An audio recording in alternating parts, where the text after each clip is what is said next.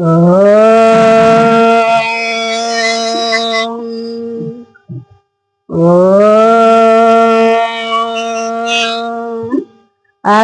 गुरुभ्यो नमः।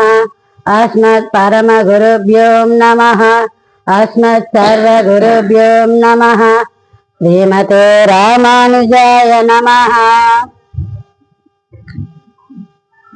అందరు భాగవతులకి ఒక విన్నపం అమ్మ. మనం ప్రతిరోజు గుడికి వస్తున్నాం, కానీ గుడికి వచ్చి మనం పుణ్యం మూటకపోయినా పర్వాలేదమ్మా, కానీ పాపం అనేది మనం పెంచుకోకూడదు కదా. చాలా మందికి తెలుసు మన గుడిలో ఎలా ఉంటున్నాము, ఏం చేస్తున్నాము, ఎందుకు వస్తున్నాము, ఎందుకు వెళ్తున్నాము అనేది. కానీ తెలిస్తే ఇంకొంచెం చక్కగా దాన్ని పాటిస్తారనే ఉద్దేశంతో చెప్తున్నానమ్మా. ముందుగా గుడికి వచ్చేటప్పుడు మనం ఒక రెండు పాటించాలి. ఏంటంటే సాంప్రదాయ దుస్తులు అంటే మనమందరం చీర కట్టుకొని వస్తామమ్మా, కానీ కొంచెం చిన్నవాళ్ళు ఉంటారు, డ్రెస్ వేసుకొని వస్తారు. పర్వాలే, వాళ్ళకి కన్వీనియంట్ అది డ్రెస్ వేసుకోమను, కానీ చున్నీ తప్పనిసరిగా పాటించాలి.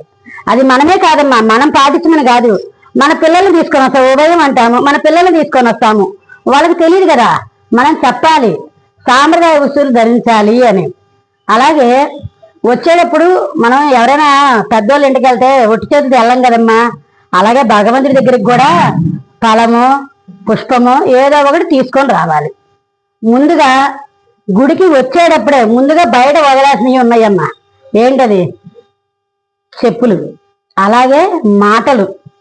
చెప్పులు మనం క్రమశిక్షణ అనేది మనం చెప్పక్కరేమో, మనం చర్చికి వెళ్తున్నాం, మసీదుకి వెళ్తున్నాం, మీరు చూస్తున్నారో లేదో పిన్ డ్రాప్ సైలెంట్ గా ఉంటుంది. అది కూడా మన గుళ్ళలో ప్రతి ఒక్క గుళ్ళు అలవాటు చేసుకోవాలి మనం, కానీ మనం పాటించట్లేదు, మనం చూస్తున్నాం కళ్ళతోటి. మొట్టమొదటిగా చెప్పులు వదలాలి బయట. ఆ వదిలేది కూడా వరుసగా వదలాలమ్మా. ఒక నలుగురు వదిలారనుకోండి, ఐదో వాళ్ళు ఎలాగంటే అలా వదలరు, వరుసగా పెడతారు. అంటే మన గుడిలోకి వచ్చేటప్పుడే అక్కడ చూడంగానే అబ్బా ఈ గుళ్ళో ఎంత క్రమశిక్షణగా వరుసగా పెట్టారు అన్న ఒక పాజిటివ్ ఆలోచన అనేది వస్తుందమ్మా. అలాగే మాటలు, మనము ఎన్ని మాటలైనా ఉండని అమ్మా, ఆ గర్భగుడి దాడి బయలు వెళ్ళాక మీ ఇష్టం, మిగిలిన 24 గంటలు ఈ 10 నిమిషాలు మాత్రమే మీరు కామడమని చెప్తున్నా. ఈ గుళ్ళో ఉన్న ఒక 2 గంటలు దయచేసి ఎవరు బయట విషయాలు కానీ ఇక్కడ విషయాలు కానీ ఏదైనా ఉంటే తర్వాత బయటకు వెళ్ళాక మాట్లాడుకోండి, లేదా ఫోన్ చేసి మాట్లాడుకోండి. పొరపాటును కూడా అసలు మాట్లాడవద్దు, మౌనం వహించే లోపలికి రండి. మొట్టమొదటిగా మనం ధ్వజస్థానానికి నమస్కారం చేసుకోవాలమ్మా. ధ్వజస్తంభానికి నమస్కారం చేసుకొని కుడివైపుగా ప్రదక్షిణ చేసుకుంటూ, వెనక నమస్కారం ఎప్పుడూ చేయరాదు, వెనక వైపు నమస్కారం చేయకుండా ప్రదక్షిణ చేసుకొని వచ్చి కుడివైపు నుంచి మనం లోపలికి రావాలమ్మా. ఆ వచ్చేటప్పుడు మనకు ఆ కుడివైపు మన వేణుగోపాల సభ్యులు అందరూ తెలుసు కదమ్మా, ఆ కుడివైపు అద్దం ఉంటుంది. ప్రతి ఒక్కరూ తిరునామం ధరించి రావాలి. ఎందుకంటే వచ్చాక లోపలికి వచ్చాక చూసి వాళ్ళు వీళ్ళు పెట్టుకోవడం కాదమ్మా. ఈ రోజు నేను చెప్పాను కదా, రేపటి నుంచి మనం లోపలికి వచ్చేటప్పుడు ముందు తిరునామం ధరించి క్షేత్రపాలకుల దగ్గరికి వెళ్ళి, మా క్షేత్రాన్ని పాలిస్తుంది ఎవరు? ఆంజనేయ స్వామి, హనుమంతుడు, వారికి నమస్కారం చేసుకొని లోపలికి రండి. ఇంకొక విషయం, లోపలికి రావడంతో మనం చేసే చిన్న పొరపాటు, గంట కొడతామమ్మా. కొట్టకూడదని నేను చెప్పట్లా, ఎందుకంటే మామూలుగా వచ్చినప్పుడు ఎప్పుడైనా గంట కొట్టచ్చమ్మా, కానీ ఇటువంటి విశేషమైన కార్యక్రమాలు జరిగేటప్పుడు, ఇప్పుడు మనం హనుమాన్ చాలీసా సేవిస్తుంటాం, విష్ణు సహస్రనామం సేవిస్తుంటాం, స్వామి ఏదో గోత్రం చెప్తుంటారు, ఇంకేదో చేస్తుంటారు, ఇలా కాలక్షేపం చెప్తుంటాం. అప్పుడు ఏమవుతుంది, వస్తారు, అలా వచ్చి గంట కొడతారు. అప్పుడు అందరం ఏం చేస్తాము, గంట కొట్టంగానే ముందు గంట ఎవరు వచ్చారు అని చూస్తామా లేదా? భగవంతుని సేవించేటప్పుడు మన కాన్సన్ట్రేషన్, మన ఏకాగ్రత అనేది పక్కకి పోకుండా ఉండడానికి మామూలుగా గుడికి వెళ్తే గంట కొట్టొచ్చమ్మా, తప్పులేదు. ఇలాంటి సందర్భాలు జరిగేటప్పుడు, ఇప్పుడు సేవిస్తున్నామమ్మా, మనం సేవించేటప్పుడు కళ్ళు మూసుకొని సేవించాలి, లేదా భగవంతుడు చూస్తా సేవించాలి. భగవంతుడు చూస్తా వాళ్ళని వీళ్ళని, ఎవరు వచ్చారు ఎవరు లేరు, ఇక్కడికి వచ్చి కూడా ఆ అనదర్ విశేషాల మీద ఎప్పుడు మన కాన్సన్ట్రేషన్ చేయకూడదు. అలాగే లోపలికి వచ్చిన తర్వాత నేరుగా స్వామి దగ్గరికి వెళ్ళకూడదమ్మా. మనం ఎప్పుడైనా నాన్న దగ్గరికి ఏది రికమెండ్, ఇప్పుడు మార్క్స్ వేయాలమ్మా, మనకి ప్రోగ్రెస్ రిపోర్ట్ ఇస్తారు, ఇస్తే నేరుగా నాన్న దగ్గరికి వెళ్తామా, మార్క్స్ ఎన్ని అరుస్తారు నాన్న. అమ్మనుకో, అమ్మ దగ్గరికి వెళ్ళి, అమ్మ ఈసారి ఏదో సరిగా రాయలేదు, కొంచెం తగ్గించి ఒకరు తగ్గిన, ఈసారి బాగా రాస్తానమ్మా, ఈసారి బాగా రాసి మార్క్స్ బాగా తెచ్చుకుంటా, ముందు రికమెండేషన్ చేసుకుంటారు. అప్పుడేమంటది, ఆ వాళ్ళ తల్లి తండ్రికి నచ్చ చెప్పుకుంటది, ఏమండి ఏంది ఈసారి ఆ పిల్ల బాగా రాలేదని నెక్స్ట్ రాస్తుందిలేండి అని. అంటే అక్కడ తండ్రి కన్నా తల్లి మనకి నచ్చ చెప్పి మనకి సపోర్ట్ చేసి చేస్తుంది అనమాట. ఇప్పుడు తిరుపతి వ్రతంలో కూడా అందుకేగా యాగాలు హోమాదులు అవన్నీ ఏమీ చెయ్యొద్దమ్మా, మీరు చక్కగా లేవండి. మళ్ళీ పాత్రలో ఒక్కొక్కటి మనం విశేషంగా చెప్పుకుందాం.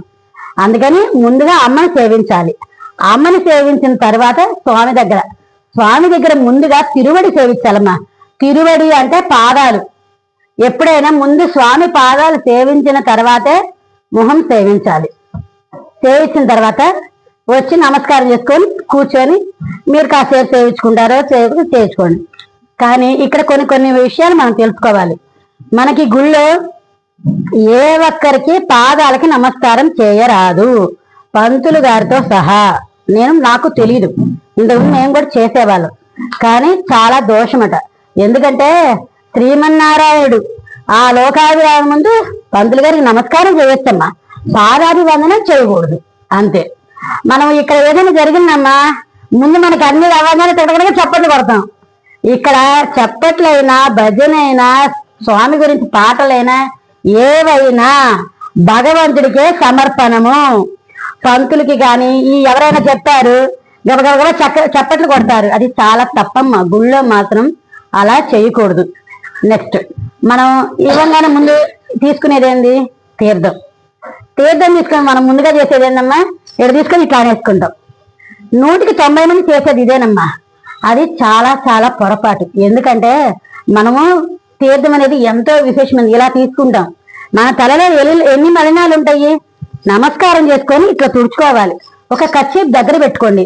మనకి మంత్రపుష్పం ఇప్పుడు కూడా ప్రతి ఒక్కరు చేసే మిస్టేక్ అదే. ఏంటంటే ఇప్పుడు మంత్రపుష్పం ఇస్తారమ్మా, ఇలా చెయ్యి సంప్రోషణ చేసుకోవడానికి నీళ్ళు ఇస్తారు. ఇవన్నీ ఏం చేస్తారు, ఇట్లా అనేస్తారు కింద. ఇప్పుడు మన కాళ్ళ దగ్గరే నీళ్లు పడతాయి, మనమే ఆ నీటినన్నిటి తొక్కి గందరగోళం చేస్తున్నాం. ఒక కర్చీఫ్ దగ్గర పెట్టుకోండి, ఇచ్చినప్పుడు అలా తుడుచుకోండి. అలాగే తీర్థం ఇచ్చిన కూడా తీసుకొని ఇలా పెట్టుకోండి. ఇలా అనడం చాలా చాలా దోషము. ఇంకొకటి ఆరగింపు ఇచ్చిన ప్రసాదం ఇస్తారు కదమ్మా, ప్రసాదము మొత్తం తినక్కర్లా, కొంచెం శాస్త్రార్థం తీసుకొని వెళ్ళాలి. నెక్స్ట్ హారతి ఇచ్చేటప్పుడమ్మా ప్రతి ఒక్కరూ గమనించండి అమ్మా, హారతి ఇచ్చేటప్పుడు ఎవ్వరు మనం నమస్కారం చెయ్యాలి, కళ్ళకి అద్దుకోకూడదు. ఎందుకు అంటే అది కూడా వివరణ చెప్తా. అంటే కొన్ని సాంప్రదాయాలు ఒకటి ఉంటాయమ్మా. ఇప్పుడు నేను చెప్పిందే 100 పాలు పాటించమని కాదు, నాకు తెలిసినవి చెప్తున్నాను. అది మీ ఇష్టం, మీ అవకాశం కొద్ది పాటించండి. హారతి ఎందుకు కళ్ళకి అద్దుకోకూడదు అంటే, హారతి ఇచ్చినప్పుడు హారతి అసలు మనం ఎందుకు ఇస్తామమ్మా, భగవంతుడు ఇప్పుడు ఇంతమంది వస్తాం, మనం కాస్త ఫంక్షన్కి వెళ్తే కాస్త రెడీ అయ్యేస్తే హాస్యం తుమ్ముతుంటే దగ్గులు వస్తుంటే తలకాయ నొప్పి వచ్చేస్తాయి. అంటే దిష్టి తగులుతుంది అనమాట. ఏముంది బా ఇవాళ ఎంత బాగుందో అమ్మ అనగానే దిష్టి తగులుద్ది. అట్లాగే నరదిష్టికి నా ప్రాణాలు తగులుతాయి అంటారమ్మా. అలాగే మనం ఇంతమంది వస్తున్నాము, భగవంతుడికి దిష్టి తగలగా ఉండాలా వద్దా? అందుకని వారికి దిష్టి తీయడానికి హారతి ఇస్తారు. మరి హారతి ఇచ్చినప్పుడు దిష్టికి దండం పెట్టుకుంటారా? దిష్టికి అద్దుకుంటామా? అద్దుకోకూడదు, నమస్కారం చెయ్యాలి. హారతి ఇచ్చినప్పుడు తప్పనిసరిగా నమస్కారం చేసి వదిలేసేయాలి. అలాగే ఇవి అన్ని ప్రతి ఒక్కరూ ఈ ఫోన్ సైలెంట్ లో పెట్టుకోవడం, క్రమశిక్షణ పాటించడం, ఇవన్నీ పద్ధతులు తప్పకుండా అందరూ పాటిస్తే మనం గుడిని అసలు వచ్చినప్పుడు అబ్బాయి ఇంతకు ముందుకి ఇప్పుడు గుడి అసలు ఎంత చక్కగా అందరూ వింటున్నారు, ఎంత బాగా విశేషంగా ఉంటున్నారు అని అందరూ అనుకుంటారమ్మా. అందరూ దీన్ని తప్పనిసరిగా పాటించి అందరూ దీన్ని పాటించవలసిందిగా కోరుచున్నాను. ఆండాళ్ తిరువడిగలే శరణం, ఆళ్వార్ తిరువడిగలే శరణం.